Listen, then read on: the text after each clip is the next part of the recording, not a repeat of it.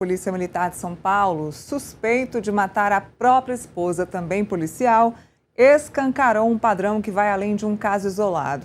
A presença de discursos misóginos, comportamentos de controle e histórico de violência em relação a íntimas envolvendo agentes de segurança pública. Para falar sobre isso, a gente recebe a repórter Giovana Asfalcin, da coluna Mirelle Pinheiro. Giovana, vem para cá. Muito boa tarde. Boa tarde, Neila. Tudo bem? Tudo bem, e você? Tudo ótimo. Olha, para começar, pode recapitular os principais casos citados na reportagem e o que eles têm em comum? Então, Neila, como você mesma falou, a gente percebe um discurso padrão, né? De discursos misóginos, de controle, de possessividade, principalmente nesse caso do tenente-coronel, que repercutiu bastante na mídia. O tenente-general Geraldo Leite, ele agrediu a esposa, matou ela e ele tentou, né? Ele tentou ocultar a cena do crime, ele tentou modificar. Então, na linha de investigação, principalmente, ela mudou. Justamente porque, no início, ele tentou justificar o ato ali como se ela tivesse se suicidado. Sim. E ao longo da investigação, a polícia, né, percebeu que não teria sido dessa forma. Principalmente por alguns motivos, da arma ter estado na mão da Gisele, que nesses casos a perícia explica que é impossível. E tem um outro caso que aconteceu no Espírito Santo, que é do também policial militar, Luiz Gustavo Xavier. Ele já era réu por um crime que ele cometeu em 2022 contra uma mulher trans. E ele matou outras 2 mulheres, um casal de mulheres. Na versão dele, ele alega que elas reagiram, mas na verdade não. Nas câmeras de segurança a gente pode ver que ele já desceu da viatura atirando. E ele não estava permitido para atuar na rua.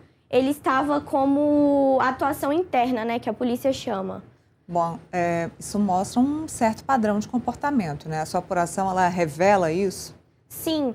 Um outro caso, que é também no Espírito Santo, é de um policial militar que ele agrediu a companheira dele logo após de comemorações daquela celebração ali do carnaval. A companheira dele também era policial militar e por uma assim... falha de comunicação, que ela tentou comunicar ele de onde ela estava, não conseguiu. Ele interpretou completamente diferente e agrediu ela, foi preso ali, tentou reagir na hora que ele estava sendo levado pelos próprios companheiros dele ali de profissão. Então, é um padrão de atitudes que a gente percebe que segue ali um script, né? São os discursos, as próprias mensagens. No caso do tenente-coronel Geraldo, que matou a Gisele, a gente percebe ali nas próprias mensagens dele que repercutiram depois, né? Ele fala em uma delas, sou rei religioso, carinhoso, amoroso. Em outra mensagem, ele também fala sobre no caso dela ser a fêmea beta, né? Submissa ali. Então...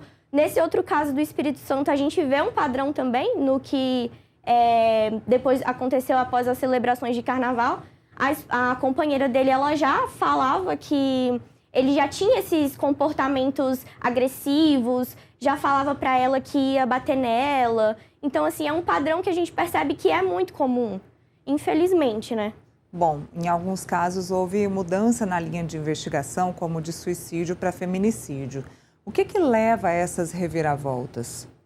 Acredito que, assim, de acordo com o levantamento feito pela coluna, a gente percebe que, na verdade, eles tentam modificar ali a linha de investigação para que justamente modifique a investigação para que eles não saiam como culpados. Bom, e a partir desses episódios, quais são os possíveis desdobramentos, tanto nas investigações quanto dentro das corporações? O que pode mudar a partir disso? Então, Neila, no caso, assim, do policial militar, que é mais sobre a apuração que a gente fez na coluna, eles são investigados, o caso é levado para a corregedoria. dependendo do caso e como segue a linha de investigação, ele pode sim perder a patente e ser julgado como um cidadão civil, né, comum, pelos crimes comuns, não no sentido militar, no âmbito militar.